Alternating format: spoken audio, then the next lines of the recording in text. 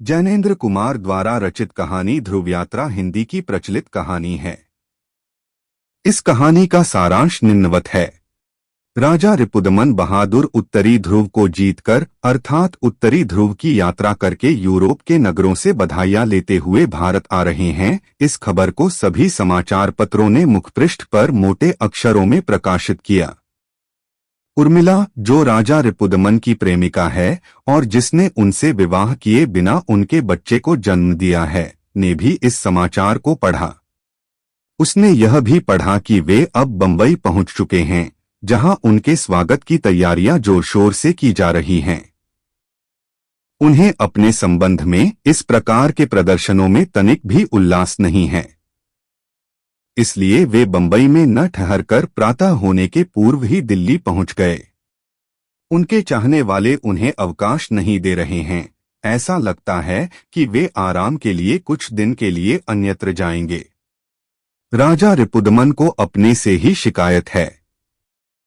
उन्हें नींद नहीं आती है। वे अपने किए पर पश्चाताप कर रहे हैं। जब उर्मिला ने उनसे शादी के लिए कहा था तो उन्होंने परिवारीजनों के डर से मना कर दिया था। उनकी वही भूल आज उन्हें पीड़ा प्रदान कर रही है। वह उसके विषय में बहुत चिंतित हैं। दिल्ली में आकर वे आचार्य मारुति से मिलते हैं, जिनके बारे में उन्होंने यूरोप में भी बहुत सुन रखा था। आचार्य मारुति तरह तरह की चिकित्सकीय जांच के परिणामों को ठीक बताते हुए उन्हें विवाह करने की सलाह देते हैं। लेकिन रिपुदमन स्वयं को विवाह के अयोग्य बताते हुए इसे बंधन में बंधना कहते हैं।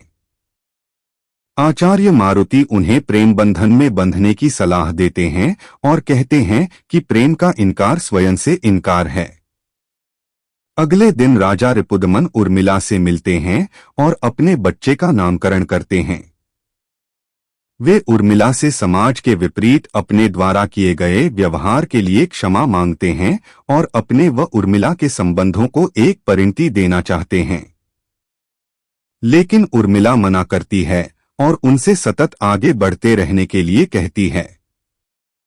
वह पुत्र की ओर दिखाती हुई कहती है कि तुम मेरे ऋण से उऋण हो और मेरी ओर से आगामी गति के लिए मुक्त हो।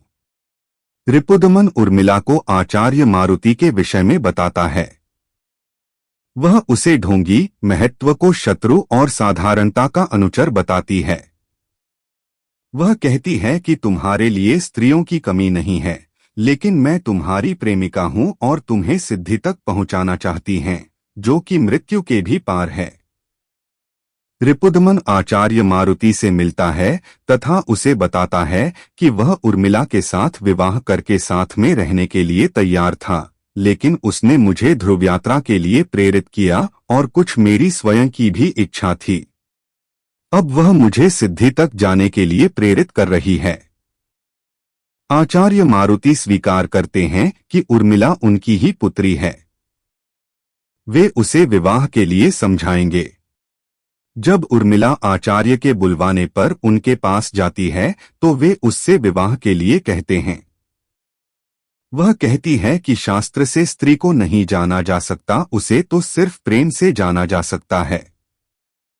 वे उसे रिपुदमन से विवाह के लिए समझाते हैं, लेकिन वह नहीं मानती। वह स्पष्ट कहती है कि मुक्ति का पथ अकेले का है। अंत में आचार्य उर्मिला के ऊपर इस रहस्य को प्रकट कर देते हैं कि वे ही उसके पिता हैं। इस अभागिन को भूल जाइएगा, यह कहती हुई वह उनके पास से चली जाती है। रिपुदमन के पूछने पर उर्मिला बताती है कि वह आचार्य से मिल चुकी है। रिपुदमन उसके कहने पर दक्षिणी ध्रुव के शटलैंड द्वीप के लिए जहाज तय करते हैं। अब उर्मिला उनको रोकना चाहती है, लेकिन वे नहीं रुकते। वे चले जाते हैं। रिपुदमन की ध्रुव पर जाने की खबर पूरी दुनिया को ज्ञात हो जाती है। उर्मिला को भी अखबारों के माध्यम से सारी खबर ज्ञात होती रहती है और वह इन्हीं कल्पनाओं में डूबी रहती है। तीसरे दिन के अखबार में उर्मिला राजा रिपुदमन की आत्महत्या की खबर को एक एक अंश पूरे ध्यान से पढ़ती है। अखबार वालों ने एक पत्र भी छापा थी, जिसमें रिपुदमन ने स्वीकार किया था कि उनकी यह यात्रा नितांत व्यक्तिगत थी, जिसे सार्वजनिक किया गया। मैं किसी से मिले आदेश और उसे दिए गए अपने वचन को पूरा नहीं कर पा रहा हूँ, इसलिए होशो हवाश में अपना कामतमाम कर रहा हूँ। भगवान मेरे प्रिय के अर्थ मेरी आत्मा की रक्षा करे।